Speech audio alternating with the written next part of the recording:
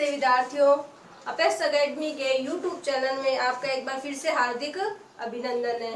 पिछले वीडियो में हमने बात की थी वर्ण विचार के बारे में। उसमें हमने पढ़ा था वर्णों के दो प्रकार होते हैं, एक स्वर, दूसरा व्यंजन। स्वरों की संख्या 11 बताई थी और व्यंजनों की संख्या कितनी बताई थी? 33। कुल मिलाकर हिंदी वर्णमाला में 52 वर्ण होते हैं। उन्हीं वर्णों का वर्गीकरण है। उसी टॉपिक को आगे बढ़ाते हुए हमारे इस वर्णों के वर्गीकरण के बारे में बात करेंगे।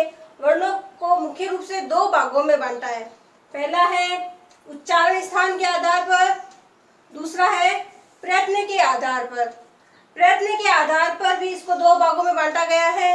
पहला है आभ्यंतर प्रयत्न, दूसरा है बाह्य प्रयत्न। आज हम पढ़ेंगे उच्चारण स्थान के आधार पर कौन कौन से वर्ण होते हैं। उच्चारण स्थान के आधार पर हमने वर्णों का वर्गीकरण इन 9 भागों में किया गया है। ये हमने 9 सूत्र बनाए हैं वर्णों के वर्गीकरण का। जैसे किसी को कंठ से बोलते, तालु से बोलते, इनका हमने क्या किया है? सूत्र बनाया है ताकि इसको याद करने में इजी रहे, समझने में इजी रहे।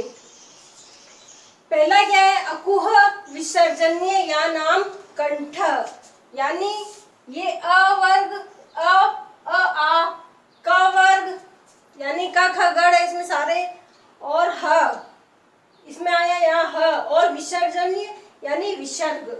ठीक है, अ आ क वर्ग ह और विसर्ग को हम इनका उच्चारण स्थान कहाँ से होता है? कंठ। आप इनको बोल के देखिए, जैसे अ आ क, तो देखिए आवाज कहाँ से आ रही है? कंठ से आ रही है इसकी ध्वनि। ठीक है, अब दूसरा हम बात करेंगे इचु सा नाम तालु। ठीक है, ई यानी छोटी ई और बड़ी ई। इसके बाद देखिए चू यानी च वर्ग। इसके बाद क्या आया है? य यानी य। उसके बाद श यानी श। इनका उच्चारण स्थान क्या है? तालु। आई बात समझ में? तालु का मतलब जब हम वर्णों का उच्चारण करते हैं तो हमारी जीभ मुख के अंदर जो तालु है उसको स्पर्श करती है। जैसे आप बोल के देखिए ई च छ, तो देखिए अपनी जीभ ऊपर तालु के भाग को स्पर्श कर रही है। तो इनका उच्चारण स्थान क्या है? तालु। तीसरा है री टूर षाणाम मूर्धा, यानी री यानी री, टू यानी ट वर्ग, र श श। इन सब का उच्चारण स्थान क्या है? मूर्धा। री ट वर्ग में सारे आते हैं। ट वर्ग, क वर्ग, च वर्ग का मतलब है इनमें ये जो आते हैं ना क ख ग च छ जण, ये सारे आएंगे। ठीक है, अगला है तुलसा नाम दंत। तू यानी त वर्ग, त थ द ध न। उसके बाद ल श श। इनका उच्चारण स्थान क्या है? दंत। आप बोल के देखिए त थ। अपनी ये जो मुख की जीभ है ये दांत के टकराती है, तो इसलिए इनको क्या कहते हैं? दंत।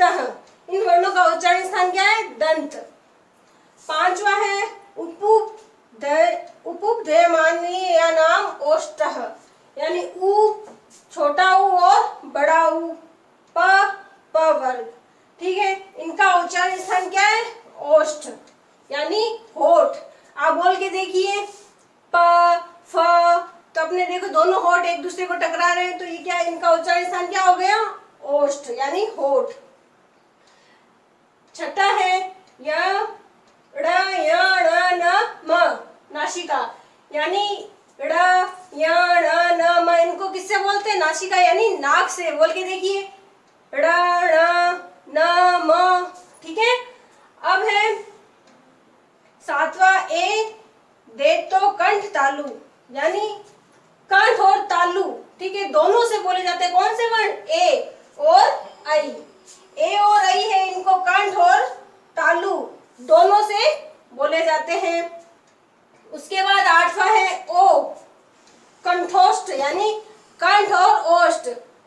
ओ औ इनको कंठ और ओष्ठ दोनों से बोले जाते हैं। इसके बाद है नवा वकारस्य दंतोष्ठ, यानी जो व है उसको दंत यानी दांत, ओष्ठ यानी होठ, दंतोष्ठ दांत और होठ दोनों से बोले जाते हैं। इसको क्या कहते हैं?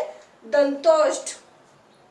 ये हमने बात की उच्चारण के आधार पर इनका वर्णों का जो वर्गीकरण किया गया है, ये हमने मुख्यतः 9 भागों में बांटा है। इसके बाद प्रयत्न के आधार पर कौन कौन से हैं? आभ्यंतर प्रयत्न, दूसरा है बाह्य प्रयत्न। देखिए दोस्तों, ये जो वर्णों का वर्गीकरण है, इसमें कोई भी कंपटीशन एग्जाम ले लो, इसमें से क्वेश्चन बनता ही बनता है। ठीक है, आज के वीडियो में हम केवल उच्चारण के आधार पर जो वर्गीकरण है उसकी ही बात करेंगे। अगले वीडियो में हम बात करेंगे प्रयत्न के आधार पर वर्णों का जो वर्गीकरण है उसके बारे में बात करेंगे। नमस्ते, थैंक यू। अगर आपको हमारा वीडियो अच्छा लगे तो प्लीज इसको लाइक कीजिए, सब्सक्राइब कीजिए, शेयर कीजिए और बेल आइकन को दबाना ना भूलें। Thank you.